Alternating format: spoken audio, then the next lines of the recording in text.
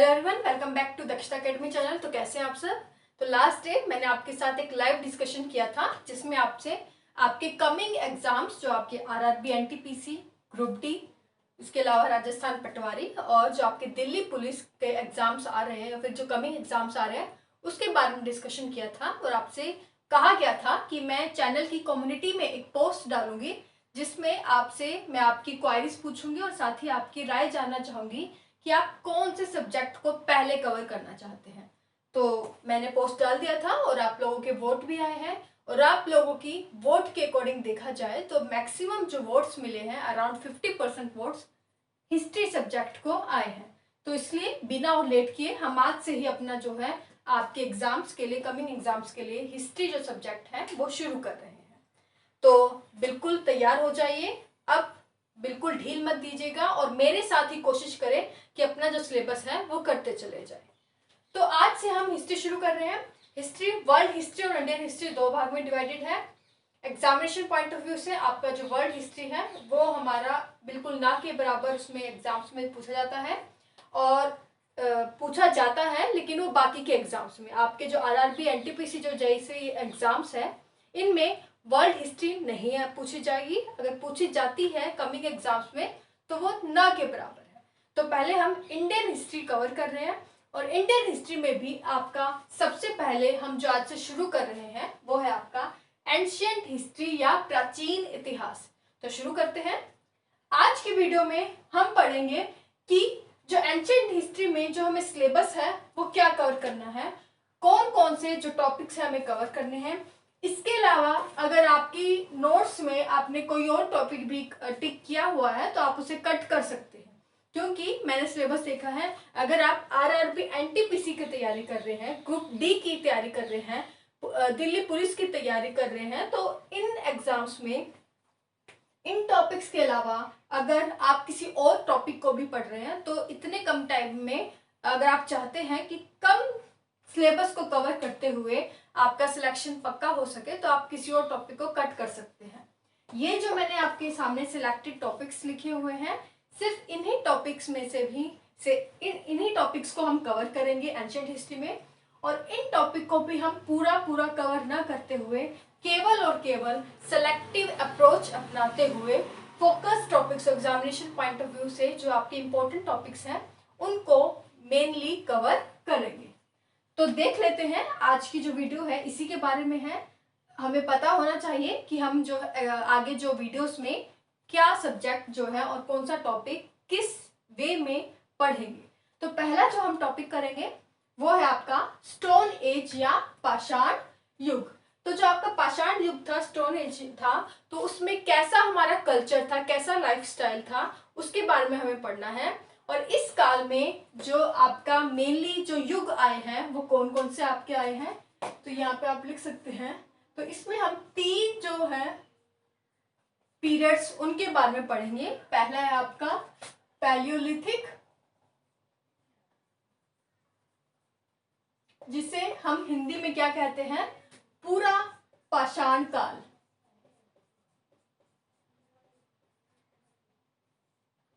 दूसरा जो इसमें हम काल पढ़ेंगे पाषाण युग के अंदर वो है आपका मीजोलिथिक या मध्य पाषाण काल। और थर्ड है नियोलिथिक एज या नव पाषाण काल। इसके अलावा अगर देखा जाए तो स्टोन एज के अंदर एक और आपका काल आ जाता है, एक और एरा जो आता है और वो है आपका चैल्कोलिथिक एज या ताम्र पाषाण काल। लेकिन इसे हम स्टोन एज के पाषाण युग के अंदर ना गिन के हम नेक्स्ट स्टेज में गिन सकते हैं, यानी कि सिंधु घाटी सभ्यता या इंडस वैली सिविलाइजेशन। क्यों? क्योंकि पाषाण युग में मेनली जो हमें पढ़ना है वो इन तीनों कालों की जो संस्कृति है, कल्चर और लाइफस्टाइल है, इनके बारे में पढ़ना है। इसके बाद जो हमारा नेक्स्ट काल आता है वो है आपका चैल्कोलिथिक या ताम्र पाषाण काल। जिसे हम किसके अंतर्गत पढ़ते हैं, उसे हम इंडस वैली सिविलाइजेशन या सिंधु घाटी सभ्यता के अंतर्गत पढ़ेंगे। तो ये कंफ्यूज ना हो आप ज्यादा, इसे आप अभी यहाँ पर रब कर दें। सिर्फ अभी के लिए आप इतना याद रखें कि पाषाण युग स्टोन एज में हमें ये 3 जो काल है वो कवर करने हैं। तो ये हमारा पहली वीडियो होगी जिसमें हमें ये कवर करना है। क्लियर? उसके बाद है नेक्स्ट जो हमारा टॉपिक होगा वो काफी इंपॉर्टेंट है एंशियंट हिस्ट्री में, और वो है आपका इंडस वैली सिविलाइजेशन या सिंधु घाटी सभ्यता। तो इसमें हम देखना है कि जो हमारी सिंधु घाटी सभ्यता सबसे पहले कहाँ मिली है। ये आपका जो भारत का उत्तर पश्चिमी जो हिस्सा है, आपका नॉर्दर्न वेस्टर्न जो आपका हिस्सा है, जैसे कि जिसमें अभी हाल फिलहाल की बात करें तो उसमें भारत का हिस्सा, पाकिस्तान और अफगानिस्तान के कुछ जो क्षेत्र हैं वो आते हैं। तो इन सभी क्षेत्रों में जो है आपकी यहाँ पर सिंधु घाटी जो सभ्यता है वो मिली थी। और सिंधु घाटी सभ्यता को, इसको हम हड़प्पा सभ्यता के नाम से भी जानते हैं। इसको हड़प्पा सभ्यता के नाम से हम इसलिए जानते हैं क्योंकि जो सभ्यता या सिविलाइजेशन सबसे पहले जो देखी गई थी वो आपके हड़प्पा नामक स्थान पर ही देखी गई थी। तो इसलिए हड़प्पा सिविलाइजेशन या हड़प्पा सभ्यता भी हम सिंधु घाटी सभ्यता को ही कहते हैं। तो इस टॉपिक में हम डिफरेंट जो आपके एरिया है, स्थान है, उसके बारे में पढ़ेंगे कि जहाँ से हमें सिंधु घाटी सभ्यता के बारे में साक्ष्य मिलते हैं, और वहाँ के जो कैसी वहाँ का लाइफस्टाइल था, कैसा वो उनका जीवन कैसा था, वो किस चीज़ की खेती करते थे, वो अपने डेली जो लाइफ थे उसमें किन किन वस्तुओं का उपयोग करते थे, उनका जो नगर था वो किस प्रकार था, किस प्रकार के वो घरों में रहते थे। तो ये प्राचीन काल की जो ये सभ्यता थी इसके बारे में हम इस टॉपिक में पढ़ेंगे। तो डिफरेंट शहरों के बारे में हम यहाँ पढ़ेंगे, और मेनली जो फोकस करेंगे वो हम 2 शहरों पर करेंगे, 2 नगरों पर करेंगे, वो है आपके हड़प्पा और मोहनजोदड़ो। क्लियर? तो सिंधु घाटी सभ्यता में हमें ये पढ़ना है। उसके बाद नेक्स्ट आता है आपका वैदिक एज या वैदिक काल। तो वैदिक एज या वैदिक काल, ये अगर हम देखें तो वैदिक काल को ही जो है हम आर्य जो काल भी कहते हैं, आर्य के नाम से भी जानते हैं कि आर्य का समय था, यह था। और ये आपका 2 भागों में डिवाइड है। एक है पूर्व वैदिक काल जिसे हम वैदिक काल भी कह रहे हैं, और पूर्वोत्तर यानी कि लेटर वैदिक एज। तो ये 2 भागों में डिवाइडेड है। और जो आपका वैदिक एज है, वैदिक काल है, इसमें जो आपके डिफरेंट जो ग्रंथ थे वो लिखे गए। और इस काल की जो एकमात्र रचना है वो हमें पता है, सबसे हमारा जो प्राचीन जो वेद है कौन सा है, ऋग्वेद। तो ऋग्वेद इस काल की, वैदिक काल की एकमात्र जो है हमारे पास एक रचना है। तो उसके बारे में हम पढ़ेंगे कि वैदिक एज में, वैदिक काल में कैसे, किस प्रकार का रहन सहन था, किस प्रकार की शासन व्यवस्था थी, किस प्रकार की अर्थव्यवस्था थी। तो ये हम वैदिक काल में पढ़ेंगे।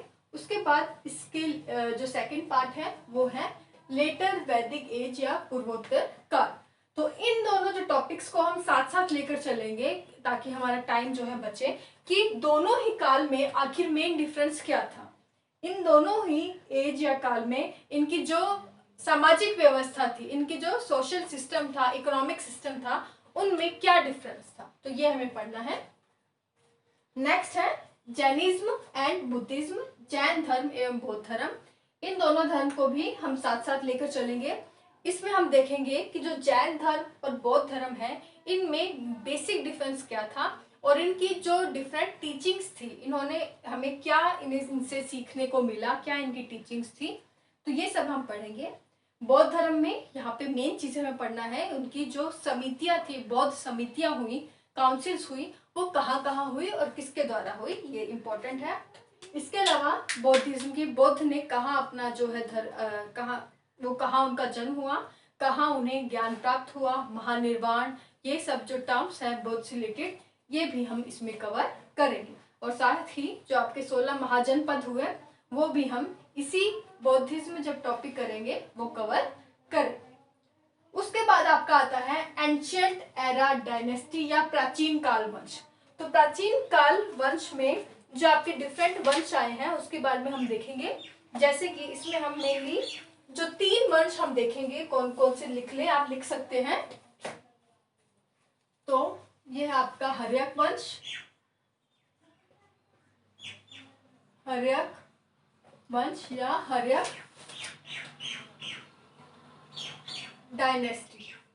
उसके बाद है आपका दूसरा वंश हम देखें तो शिशुनाग वंश,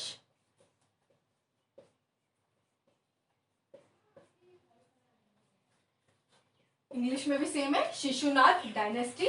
और थर्ड है आपका नंद वंश या नंद डायनेस्टी, तो इंग्लिश में सेम है, नंद डायनेस्टी।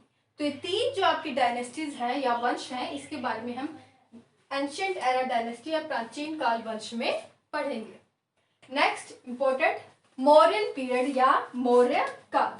तो मौर्यन पीरियड या जो आपका मौर्य वंश था उसमें मेनली हम पढ़ते हैं चंद्रगुप्त मौर्य, लिख ले साथ साथ अगर लिखना चाहे तो, चंद्रगुप्त मौर्य, बिंदुसार और अशोक के बारे में। और अशोक के बारे में थोड़ा डिटेल में आएगा क्योंकि यहाँ पर हमें अशोक का कैसा जीवन काल रहा, उन्होंने क्या क्या जो चेंजेस लेकर आए, अशोक का धर्म क्या था, तो ये सब भी हमें कवर करना है।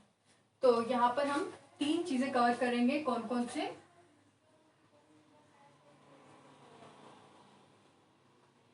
एक है आपका चंद्रगुप्त मौर्य,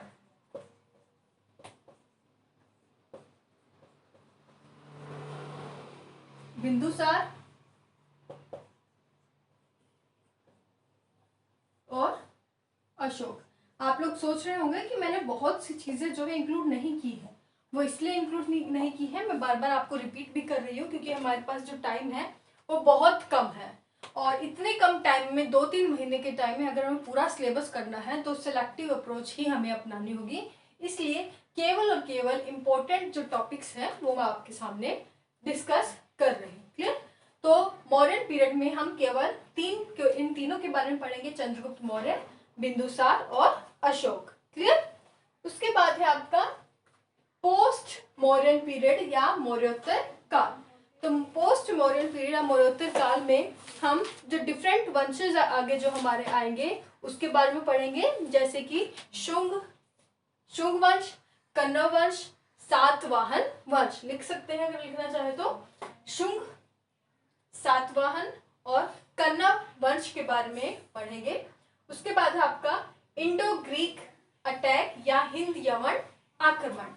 तो हिंद यवन आक्रमण में आपके दो वंशज आते हैं, कौन कौन से, शक वंश और कुषाण। तो शक कुषाण हम हिंद यवन आक्रमण के अंतर्गत पढ़ेंगे। ज्यादा इंपॉर्टेंट नहीं है, तो थोड़ी थोड़ी सिर्फ इनकी डिस्क्रिप्शन आपको बताई जाएगी, ज्यादा डिटेल में हम इसे कवर नहीं करेंगे। उसके बाद संगम एज इंपॉर्टेंट है, जिसे जनरल स्टूडेंट्स छोड़ भी देते हैं। संगम एज या संगम काल में हम जो 3 स्थानों के बारे में पढ़ेंगे, दक्षिणी राज्य है जो आपके उसमें उसके अंतर्गत आते हैं, वो है आपके चोल, चेर और पांड्या। चोल, चेर और पांड्या, तो ये सब इन स्थानों के बारे में पढ़ेंगे संगम काल में। क्लियर?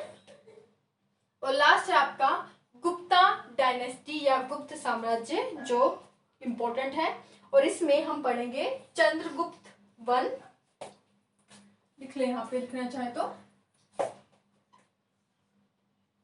चंद्रगुप्त वन, समुद्रगुप्त और चंद्रगुप्त 2।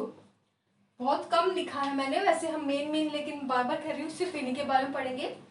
हो सकता है कुछ और चीजें साथ में ऐड कर ली जाए, जब हम पढ़ाएंगे, आपकी वीडियोस बनाई जाएगी इन टॉपिक्स पर, तो हो सकता है एक दो चीजें ऐड कर ली जाए, लेकिन मेनली फोकस हम जो मैंने आपको बताया है सिर्फ इन्हीं पर रहेंगे। तो गुप्ता डायनेस्टी या गुप्ता जो आपका पीरियड है, गुप्त साम्राज्य है, उसमें ये डायनेस्टी नहीं लिखे, गुप्त पीरियड कर ले यहाँ पे। तो इसमें हम चंद्रगुप्त वन, समुद्रगुप्त और चंद्रगुप्त सेकंड, इनके बारे में पढ़ेंगे। उसके अलावा जो आप ऐड कर लें पुष्यभूति, स्कंदगुप्त और कुमारगुप्ता, तो ये तीनों भी ऐड कर ले। कुमारगुप्ता फर्स्ट आप लिख लें, यहाँ पे नहीं आएगा शायद, आपको दिखेगा नहीं। गुप्त पीरियड या गुप्त साम्राज्य में चंद्रगुप्त वन, समुद्रगुप्त, चंद्रगुप्त द्वितीय, उसके अलावा कुमारगुप्त फर्स्ट, नेक्स्ट स्कंदगुप्त और लास्ट है पुष्यगुप्त वंश, तो इन चीजों के बारे में भी हम कवर करेंगे। तो सबसे इम्पोर्टेंट अगर आप मुझसे पूछें कि इन पूरे सब्जेक्ट में सबसे जो इम्पोर्टेंट है वो कौन सा है, तो इंडस वैली सिविलाइजेशन में आपका हड़प्पा सभ्यता के बारे में ये पूछा जा सकता है कि जो आपके कौन से स्थान से कौन सा जो इंस्ट्रूमेंट है या औजार है वो मिला है, और उस काल में जो शिकार है, शिकार के लिए कौन सा जो इंस्ट्रूमेंट है वो प्रयोग में लाया जाता था। उसके बाद बौद्ध धर्म, बौद्ध धर्म की जो शिक्षा हमें क्या मिली है, बौद्ध धर्म, बौद्ध से रिलेटेड जो इम्पोर्टेंट स्थान है वो आपसे पूछे जा सकते हैं, और बौद्ध की जो संगीतियां हैं, काउंसिल्स हैं, वो 4 हुई है और वो कौन कौन से स्थान पर हुई है, ये इम्पोर्टेंट है। उसके बाद चंद्रगुप्त मौर्य, और उसके बाद जो है अशोक, अशोक से रिलेटेड काफी क्वेश्चन पूछे जाते हैं, अशोक के धम्म से रिलेटेड क्वेश्चन पूछे जाते हैं। और उसके बाद देखें तो जो गुप्त साम्राज्य है यह आपका पूरा ही इम्पोर्टेंट है। तो ये था आपका एंशिएंट हिस्ट्री, जिसमें हमने डिस्कस किया कि एंशिएंट हिस्ट्री के अंतर्गत जो आपके टॉपिक्स हैं, इसमें सिर्फ हम सेलेक्टेड टॉपिक्स को डिस्कस करेंगे और वो कौन कौन से टॉपिक हैं वो आपको बता दिया गया है। तो आई होप आपके माइंड में एक पूरा ओवरव्यू बन गया होगा कि किस तरह से हम एंशिएंट हिस्ट्री को कवर करेंगे और कौन कौन से सब टॉपिक्स पर हम मेनली फोकस्ड होंगे। तो तैयार हो जाइए, अब बिल्कुल ढील मत दीजिएगा, कोशिश करेगा मेरे साथ ही आप पहले टॉपिक को कवर करें और साथ साथ अपने नोट्स जरूर बनाते चलिए। नोट्स बनाने का फायदा है क्योंकि लास्ट में जब आप रिवीजन करेंगे तो वो नोट्स ही आपको काम आने वाले हैं। तो आज के लिए बस इतना ही, और चैनल को अभी सब्सक्राइब नहीं किया है तो चैनल को सब्सक्राइब कर ले और बेल को जरूर प्रेस कर ले, ताकि आपको जब भी मेरी वीडियो आए किसी टॉपिक पर आपको नोटिफिकेशन मिलती रहे। और चैनल को सब्सक्राइब करके अपने फ्रेंड्स के साथ जरूर शेयर करें, ताकि जो भी हिस्ट्री का सिलेबस करना चाहते हैं उनका भी सिलेबस कवर हो जाए। और आज के लिए बस इतना ही। Thank you so much, take care, all the best.